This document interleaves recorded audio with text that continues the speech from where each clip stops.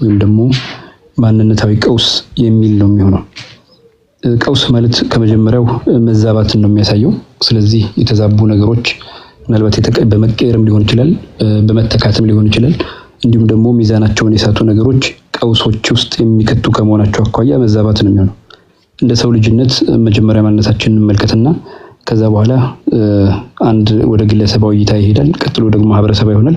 ከዛ ሀገራዊና እንዲሁም ደግሞ ዓለም አቀፋዊ ሁኔታ ይሆናል። ይህም ደግሞ ሸሪዓው ላይ ምን ይላል የሚለውን አብረን የምናይ ይሆናል። መዛባት ሲባል የመጀመሪያው ከሩሃችን አላህ ሱብሓነሁ ወተዓላ ሲፈጥረን የፈጠረን ማንነት አለን። እነዚህ ማንነቶቻችን ውስጥ ከሚካተቱት ወይም ማንነታችን ብለን የምንጠራቸው፣ ምክንያቱም ከዚህ ውስጥ ከሌለ አንድ ሰው አለ ብለን የማንልበት ሂደት አለና የመጀመሪያው ሩህ ነው። ሩሃችን ጤናማ ሊሆን ይገባዋል ማለት ነው። ምክንያቱም መጨረሻ አካባቢ ላይ ማንነታችንን የሚወስነው ሩህ በመሆኗ